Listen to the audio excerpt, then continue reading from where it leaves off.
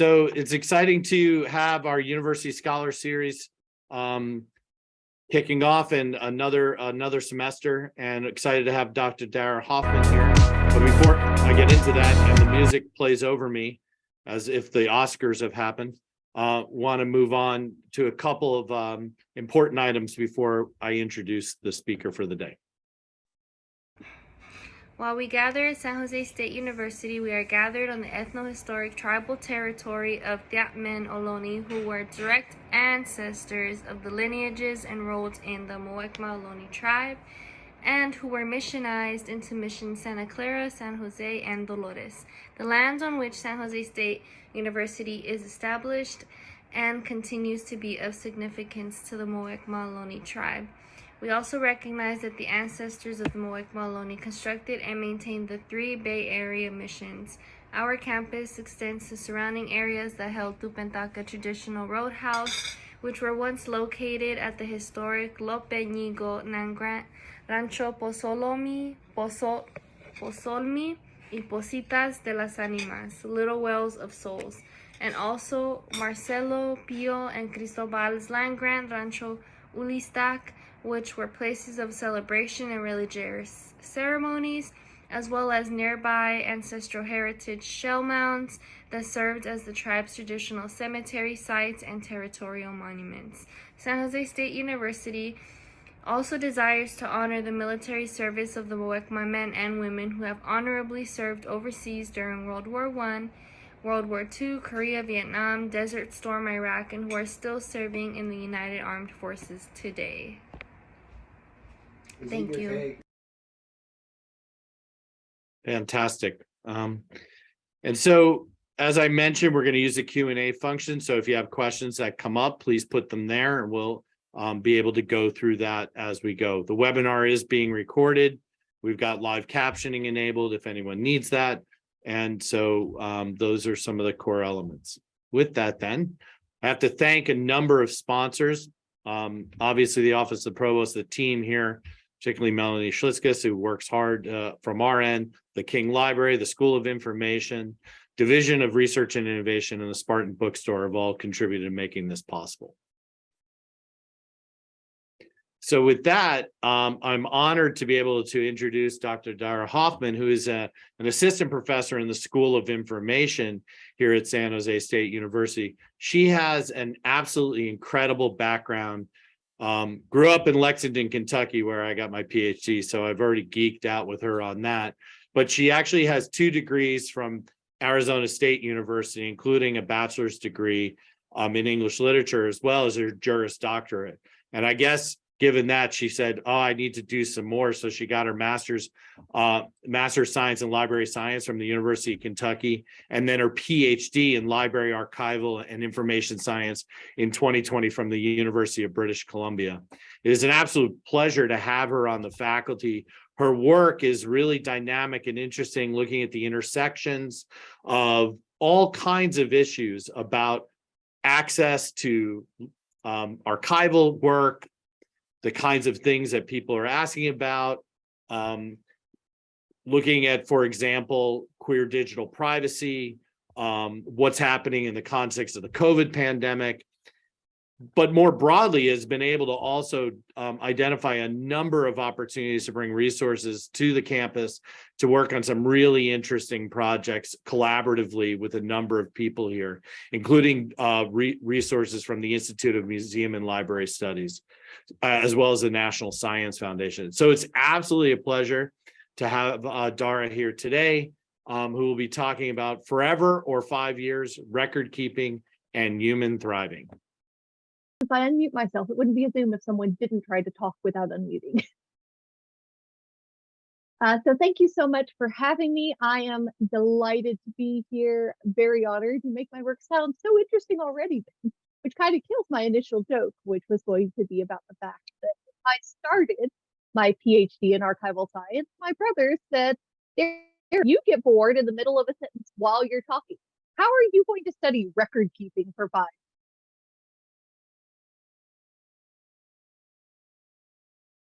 1995, in which Jeff Rothenberg wrote that digital information lasts forever or 5 years. whichever comes first. And he gave the example of having a ROM with the secrets to his fortune that his grandchildren would have to find some way to read in 2041, which of course to us in 2023 already sounds laughable. You know, computers don't come with CD-ROM drives anymore, right? It seems almost like it is a throwback to a past era. And we've only seen the digital revolution move faster and faster with new forms of digital communication, new forms of digital information. And we have seen that, you know, the ability to preserve and to ensure ongoing access to our digital assets is increasingly precarious. And so I'm sure a lot of you might be saying, so what? Who cares, right? And I just love this picture because to me, it very much kind of captures that very orderly idea of records versus the idea of data, which can be reordered into lots of different ways. But so what, right? Who cares about records? Well, the answer is we all should. This is from the New York Times about a dispute in which milk truck drivers received $5 million on the basis of a missing comma. Now, then what does that have to do with records? Now imagine you're the drivers and you cannot produce the contract. You can't prove that the comma is there. This is unlikely to happen in a situation where you're dealing with a large corporate body like this because records management is so integrated into their function. But think how often it happens with smaller folks who don't have a records management function built into their operation. You can't prove if you can't produce the contract doesn't exist, especially in a lot of places where you're dealing with more than $500 because that's the line for the statute of frauds. So without our record keeping, we can't prove our legal rights. We've also lost as much as 80% of our scientific data from the 1990s. And those of you who are working in research know how this happens. You have that one postdoc who's in charge of maintaining spreadsheets. They go off, take a job, good for them. And then you go look at the spreadsheets 3 years later, and what does AC in this column again? There's no metadata. You might not even know where the spreadsheets are saved. It might have been in their personal Google Drive account or, you know, on a, back in the day, since we're talking about the 90s, on a floppy or a CD that has long since been lost. And this is not, apocryphal, scary story. This is a thing that has happened throughout the sciences since the beginning of the computer age. The archivist Margaret Hedstrom wrote in 1981 about the fact that this was coming. And we lost 80% of our raw scientific data, which means that now that we have new analytic techniques, now that we have new approaches, new theories, we can't use that data to test it, to gain new insight. All that money, all that time, all that expertise is just gone because we weren't planning for how to take care of our digital information. And finally, more sadly, this is a photo from coverage of the civil documentation crisis with Syria's initial refugee crisis, one of Syria's refugee crises. And the simple fact is, if you cannot prove your status as a refugee, it is a much longer, much harder journey to get any supports, to get asylum, to get services. And when I say much longer, we're talking on the order of years sitting in a tent somewhere, relying on UNHCR aid, because you don't have the piece of paper that could prove your status, prove that you're a refugee, and help you to move on. In addition, there are literally millions of stateless people in the world, people who have no documentation of where they were born, no ability to prove that they belong to any country, which leaves them in this incredible state of limbo because, in part, they lack the records to prove and to assert their rights. Everyone should care about records because records are so critical to every kind of functioning for us as a society. Now then, records are not perfect. They are deeply problematic in a lot of ways. For example, I'm really grateful that we had the land acknowledgement, although of course land acknowledgements are not the same as land back, because one of the things that we are having to confront in archival science is our ongoing settler colonial approaches within record keeping and the ways that records allied a lot of histories and a lot of folks. But nonetheless, records have evolved as a technology over literally thousands of years that help us order the way we exist as a society. And if we get record keeping wrong, we risk having a lot of other things go wrong. Now then, records and data are in fact different, and that difference is really important. And we've lost sight of that in a way that has made a lot of our datafied digital technologies really dangerous and problematic. So a record is a document made or received in the course of a practical activity as an instrument or byproduct of activity and set aside for action or reference. And I saw some of my archivists in the room, so hey, what's up? And this matters because records exist in a broader context. When you look at a record, for example, if I pick up a book, there is a lot of information that I gain just from interacting with that book, from seeing that is implicitly clear to me. Whereas data can be almost anything, and data does not necessarily have any sort of context attached to it. We can add context to data through metadata and paradata, but it is not an inherent quality of data that it has context in the same way that records do.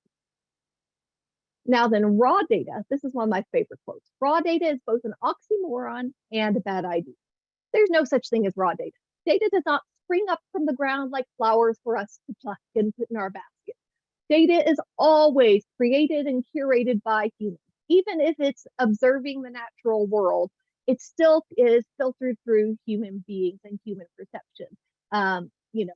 If you are looking at temperature data and you discover that there's a flaw in your thermometer, oops, the data was never raw data. The data can be bad, can be wrong. And raw data is also a terrible idea, because when we treat data as a thing that pops up from the ground fully formed, we lose sight of the role of human perception and human curation in the way that data is collected, understood, and used. And so we have to understand that raw data is an oxymoron and a bad. Now then, raw data, to give you an example, an example of raw data would be, for example, I had labs done and my GGT was elevated. And I was very offended because I felt like Google was calling me a fat alcoholic to boot. But, the simple fact is that if I had looked at that data in context, it's part of a standing order to monitor one of the medications I take. And, look, this medication causes an elevated GGT. No person who understands data in its context is going to say, you are a alcoholic just from an elevated GDP, even though for another person, that's another context, it might be used to monitor compliance with alcoholism treatment, for example. So records in particular, it's important to understand as well that an identical document can mean many different records, because records get their identity from what we call the archival bond, which is the relationship of a particular record with other records that participate in the same transaction. And this is part of that broader contextual network that records live in. So I like to give the example of, I have a document, and that document shows that Jane Doe was convicted of theft. Now then, that document is one kind of record when it's in the record of Jane's criminal trial. It becomes a very different record when we see it in the context of the records of the trial of Jane's arresting officer for perjury. It's the exact same document, not a letter has changed, it's printed on the exact same paper, same judge's signature, but in a different context, it has a very different meaning. And this idea of context is critical to what archivists and records professionals do. Now then, it's also important to understand that records don't just exist in the context of one another. Records exist in the context of a whole society. And in fact, I argue, are a technology and an infrastructure of our society. But this is a quote from the law tech philosopher, Berkaya Hildebrand, who says, "Neither law nor technology are neutral instruments, and records are exactly the same way. They exist in the broader context of our society, and they help to co-create it.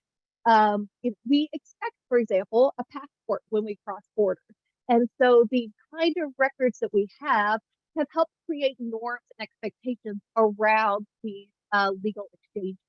And it's also important to understand that these law, records, and technology all exist relationally and are co-constituted, which means that they form one another. Our norms around records, for example, in North America and Canada and the United States, we are descended from the English legal tradition. We have a testimonial tradition, which means that we look askance at records. Everyone who's watched Law and Order has heard at least one dramatic yell of hearsay. Well, most records are hearsay, absent certain exceptions, like the business record rule, because we say, well, a business is going to be relying on those records to do its business. So they wouldn't be lying, so we can trust them. Whereas in the civil law countries, where they have a strong notarial tradition, the role of records and law have arisen together such that records are foundational to law. And so you can see that within society, records, law, and our broader technologies form one another, constitute one another, and we have a number of implicit norms and practices that arise just from their existence. So context and intermediation, or as I like to say, humans are messy. And that's actually what I really love about this field, is the human messiness that we get to, observe and try to maybe ameliorate a little bit. So trust is a key part of what archivists and records professionals do. And of course, as we all know, trust has become a very attenuated thing in the post-internet misinformation, disinformation world that we live in. But I want to say that trust, it's not a big T kind of trust. Archivists don't deal in big T truth. We don't deal in big T trust. For us, the idea of trust when it comes to a record is the idea that you can trust it for a purpose. So, and again, to borrow from law, the burden of proof in a civil trial is like, 51%, whereas the burden of proof in a criminal trial is beyond a reasonable doubt because the consequences are so different. What I might trust when I'm doing genealogical research for my own curiosity is very different from the level of trust I need to put in a record if I'm a historical scholar looking. So trust is a very fact-dependent, question-dependent kind of thing. A record can be trustworthy for one purpose, but not sufficiently trustworthy for another. And what we've arrived at, in this post-digital world is this idea of trust as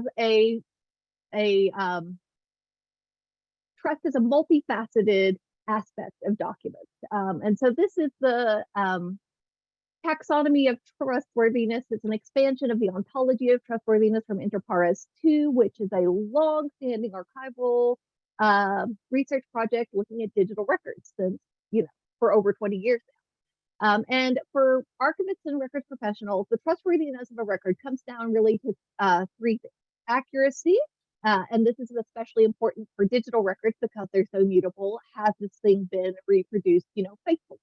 Reliability, which is a aspect of the record at creation. So when it says competence of the author there, that's the idea that as wonderful and as cool as I might be, I have no competence to say, sign a contract to sell Clark Hall, right? That's not something that's within my competence. I don't have that authority. I cannot author that kind of a record. So however many perfectly written contracts I might write to sell Clark Hall, they will never be reliable because that's not within my authority. On the other side, I might have the authority, but there are lots of formal procedures that have to be followed to make a record look like. And so if I write up a contract and I don't get both parties to sign, or I don't have consideration, then that's not going to be enforceable. And again, it's not reliable. And finally, authenticity is, I think, the most interesting one in the digital world. And this is the idea of identity, which, I talked about the archival bond earlier, and integrity. So, is this record what it purports to be without any evidence of tampering? And so these seem really straightforward. We're like, oh yeah, that makes perfect sense. And these were pretty straightforward concepts in the paper world because we had literally thousands of years to perfect them. But how does that work in the digital world? So one of the things that we have seen arising, and this has specifically arisen in my work on blockchain technology, is this idea that, well, humans kind of suck. We are not reliable. We are super biased. We are really problematic. So instead of having to trust a human, what if we just trust the computer? And I use a quote from Kathy Finlay. I want to be fair to her that she also takes up the problematic nature of this idea that, okay, humans can't be a neutral third party. We accept that. I am a settler, and that very much changes my positionality with regards to questions of colonization, no matter how hard, for example.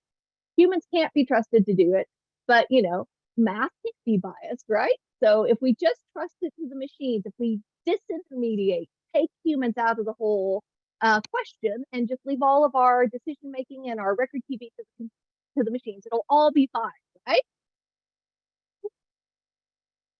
No, not so much.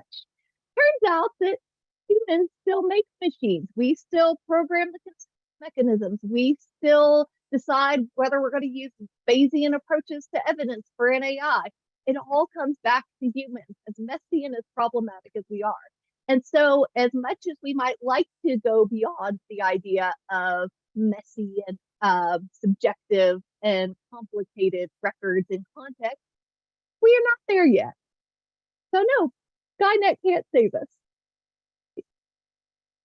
The simple truth is that, when we get bigger tech, we sometimes have bigger problems. So this is from a relatively famous paper by Emily Bender, Timnit Gebru et al. That actually led to Gebru's ousting from Google, or was at least played a role in, about stochastic parrots and large language models. And, it's the idea that the internet is populated not primarily and reflects a certain hegemonic set of viewpoints. It encodes biases. The internet's a real mess, y'all. I think we all know that. But a lot of these large language models use internet data sets to train the model.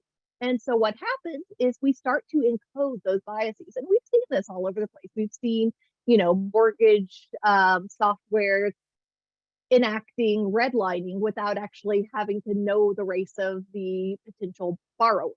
We've seen, Amazon tried to use AI to do hiring and instead ended up hiring a bunch of white guys because they used the folks they had already hired as their data set. And so when we are building on the existing data, which of course is built on our existing biases, it becomes a problem. And context is still critically important. So this is a news article about geofencing, which is the practice of law enforcement basically getting a subpoena on, say, Google or someone, saying, hey, who all was in the area at the time this crime was committed? This guy just was a guy who was riding his bike every day around the neighborhood, but it still made him a suspect. Whereas, a more human-driven, context-driven approach might not. And the challenge is that we keep building new information communications technologies, and they use both data and records because we can now ingest huge amounts of public records for a minimal in these very context-free ways. So as a very simple example, my name is one letter off from my brother's name. Our birthdays are a year apart. We grew up in the same household. I have spent years trying to disaggregate our credit reports, whereas a human being would say, oh, obviously those are separate human beings. The data is close enough that the systems often don't make it. And the systems are often black boxes and inscrutable. Now, then there's a lot of work being done on fair, transparent, ethical, I always forget they, but there's a lot of work being done in the AI space and in the broader computer science space to make these systems more scrutable, more fair, more ethical. I don't want to dispute that, but we are very much far from there. And transparency is very much not the panacea that we might think it would be, because transparency is actually a really complex idea. So this was part of my dissertation work. And when it comes to transparency, we expect it to serve as a form of accountability. We also expect it to provide insight into things, but it has to be built in such a way into the system that people aren't incentivized, say, as with my government in British Columbia, Canada, to just keep their records on post-it notes so that they don't generate records to be tracked by. And so context is still really important. And I think that a lot of the problems we're seeing arise because we haven't figured out how to build context into data files. And in fact, context matters more than ever because it's really only through context that we can figure out, for example, that porn featuring a woman journalist who is being subject to a nightmare campaign to silence her is probably a deep fake. It's context that allowed people to figure out that a lot of the social media posts about the earthquakes in Turkey and Syria are false. Disinformation is getting worse and we're losing the folks to combat disinformation. So context matters and it matters a lot.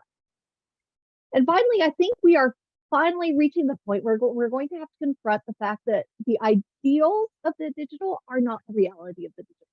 So one of the things that I'm always telling my students, everything digital is material. We tend to have, and I've even said it myself, digital, physical. That's not true. Every digital thing that we relies on real resources. There's a server room somewhere that's being cooled with electricity or cooled it with water and electricity and taking electricity and human beings are running it. And those servers are built with items. I mean, the blockchain runs on more electricity. The Bitcoin blockchain takes more electricity in the country of Austria. Everything digital is material, and we can't pretend that it's not. The digital is also very fragile and very imperfect. So if you work with digital preservation, migration is a fact of life because things become obsolete. Files have bit rot. Like it has to be constantly maintained, even more so than paper records do. It's also very expensive. There's this old bromide that storage is cheap, and that's just not true. When it comes to storing digital items, first off, we spend a ton of money in all of our time looking for stuff. I'm sure we've all spent 2 hours going, I know I have that file. Where is that file? The average knowledge worker uses at least 5% of their time finding stuff. But because we don't see the mess like we would with boxes of papers, it's easy to hoard digitally. It's hard to make good retention schedules and to figure out what's actually important and what's not, and to have policies and procedures to actually maintain our. It's easy to just stick it on the drive and ignore it. And, ultimately, the digital is just as messy and powerful as the analog because it's made and used by people. So there's lots of scholarship about digital colonialism, for example, because, again, it's made by people who aren't even trying to build bad things, but who are, stuck in a positionality and don't even see that they're reproducing things in which they have been in years. Fish don't know that they're in water. Similarly, unless we've really taken a lot of time, most of us don't see the biases that we're building and rebuilding into. So I know we're all super depressed now, right?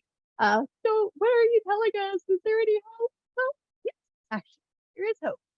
So I always joke that everyone is out here trying to reinvent archival science. Because, for example, in the world of privacy, where I do a lot of work, there's a school called contextual privacy. And it's exactly this argument that I've been making, that we need to understand things in their context. So, our privacy norms and expectations around a medical record are very different than our privacy norms and expectations around, say, a school paper, which are different again to our driver's license, and so on and so forth. And so one of the things that contextual integrity folks have been saying is, we need to find ways to look at, who are the actors? What is the attributes of this? How is it being sent? And I read these things and I go, we have that. Archivists have had that for 1,000 years. We call it diplomatics. Give me a call, right? So, it's not a bad thing that we have been doing this work. In fact, my doctoral supervisor, Dr. Luciana Durante, has been the PI for Interpares and then Interpares Trust, and now Interpares Trust AI for over 20 years, the longest running social sciences and humanities research council project in Canada. And, it started with, digital records and has gone through the cloud and, the AI and everything else. And you can see I've included some of the studies. I work on, the privacy studies. And so it's everything from, privacy and technologies to working with the authorities. So the work is being done. The archivists, the records folks, we're right here saying, you know what? We see the risk, we see the need, and we're ready to roll up our sleeves. And I'm also very blessed in the School of Information to have my colleagues Vic Ghosh and Michelle Viacron, who are working with me on a project we call La Casa, which is legally, algorithmically, and culturally aware systems of accountability, where we're working to integrate these ideas of archival science, these ideas of context and accountability and compliance with cultural competence, which is Dr. Viacron's specialty, AI, and then law. Because ultimately, no one can solve any of these really messy, broad-reaching human problems in a silo. It requires us all to reach out and to work together. And I feel really blessed to be a very small part of that. So, come on. When I first went to law school in my 20s, I thought I would save the world. Then I hit my 30s and I went to do a PhD with the idea that maybe I could make the world a little bit better. We grow, we learn, we become a. And so sometimes, I'll be honest, sometimes I look at, the state of things and despair. I think all of us do. But I always like to remind myself of this quote from Viktor Frankl, who was a Holocaust survivor. And his book, Man's Search for Meaning, was based on his experiences with camps. And he reminds us that between stimulus and response, there is a space. In that space is our power to choose our response. In our response lies our growth and our freedom. So even though I sometimes despair, I'm, at heart, I'm someone whose whole life is archives and records management. That is a choice to work towards a future that you will never see, to believe in a future that you will never see, and to say that that future should have the right to condemn us, to praise us, but they have the right to know who we were, what we did, and to make their own judgments on who and what we are and what we did. And when we live in this world of constant stimulus, I think it's critical that all of us as scholars, as students, as humans, take the space and decide that our response is going to be better. Our response is going to look towards that future we'll never see and say, today, I'm going to do something to make tomorrow better. So thank you all so much for having me. I'm delighted to have had the chance to share this field that I love and care so much about. And I look forward to all of your questions. All right. I think this allows us to open up some time for questions. And I'm going to take Provost prerogative and throw one out there. Thank you for the talk. I thought it was very interesting and very dynamic. And one of the things I've long thought about in this space that you bring back over and over again is that the digital is material. It is a physical thing in which we engage. It's connected by wires. It's got places. It takes money, right? It's not, the cloud has produced a sense of immateriality to all of this, and the messiness you're talking about in this talk, right, is tied to that materiality. So how do we think about that and the materiality of digital life? And how does it impact then our understanding of the archive, which is more than just these, they're ephemera, there are all kinds of things that constitute the archive. So I'm genuinely curious how you think about that. Oh, yeah, I think that it's one of those things that we really have to get a record because it didn't participate in a transaction. And it turns those communications into transactions. And so I think in some ways it, of course, forces us as archivists to confront the idea of traces and ephemera. But it also, I think, really kind of underlines the power of our really traditional tools and perspectives to be able to trace these old fault lines of, bureaucratic power and capital power that we have always been able to see by tracking things like this. Yeah. So we got a couple of questions that now have popped up. So Michael Kaufman, our dean from the College of Science, asked, how much of the lost data problem is simply not having the equipment, time, money to retrieve data from old formats? Huge problem. So for example, my husband actually asked me this question when I forced him to listen to me prepare for this talk, which he's a very good man.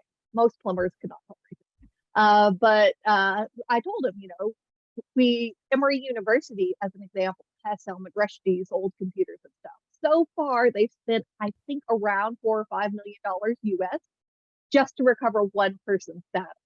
And so the investment it would take to be able to find and then recover from all these obsolete machines and floppy disks and that sort of thing would be a tremendous investment, one that I don't think we're anywhere near equipped to make it. I could say personally, having moved from floppies to zip to disks, I kind of gave up at some point and just went, you know what? I guess I'm not going to get that paper back from back in the day. Well, what's wild is we just moved our nuclear weapons off of floppies a couple of years ago. Oh, thank you for that moment of non-zen. So Carissa Bordone also asked, she says, it's a really great discussion. Appreciate the specific notes about how despair can be present when the problems we're faced seem so big. It's hard to see the small wins sometimes. Do you have any other recommendations for being inspired instead of overwhelmed? She said the quote by Frankl is beautiful as well. Thank you for that reminder. That book is that's a touchstone book for me. It's one of those really great ones whenever you're despairing. Students, I think for me, are one of those great sources of inspiration and hope. And I saw in here a couple of my students, and I was like, oh my God. So like, because they're choosing to engage in our work, our field, our world, and they bring such energy and insight, and they've probably been traumatized, the worst of us all, from the last few years of fire, flood, and plague, but they still bring it every day. So they're a big source of hope for me. So awesome. And you know what, to the team, maybe we could take, maybe we don't need the last slide and we can open it up and see each other a little more. But so John Oakes asked, what can we do now today on the front end to capture and appropriately preserve data for things like 3D scans, audio, video? It's just so much. But is there a way to think about archive and preservation going into a project that makes it easier to preserve down the road? Sometimes in the heat of a project, you don't think about preservation while you're making it. Get archivists on your team. In all seriousness, so John is actually working with me on the Northern Cheyenne project, and so he's just giving me a but no, preservation is one of those things that's almost impossible at the back end. So at the front end, you have to think about who will need this, what they'll need it for, and I think just as importantly, what you can let go. We can't afford, in terms of time or energy or really any sort of resource, to save everything. We are producing more data each year than in the entirety of human history. And so, what we call in the archives appraisal and selection is a critical piece of moving forward. Awesome. Well, we are got another couple questions actually just come in. Well, more comment, but I think it'd be great for you to react to it. This is very thoughtful, from Jessica Bushy. She said, Darra, thank you for the presentation. I agree with your response to the provost, and to add that the materiality of digital has a direct correlation with proprietary IT infrastructure and the commodification of cultural communication and social media. And AI created communication, images, text, video will continue this trend.